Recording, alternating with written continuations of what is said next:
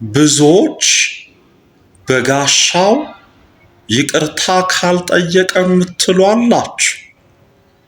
እኔ እኮ ባሪያው ነኝ አንተ።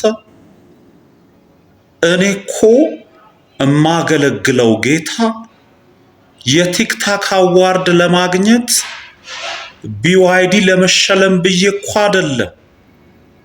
እኔ እኮ ጌታን የምጠይቀው ከይቅርታ በላይ እኮ ነው።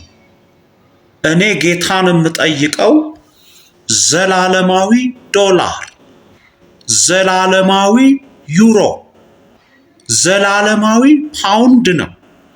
መጽሐፉ ምን ይላል?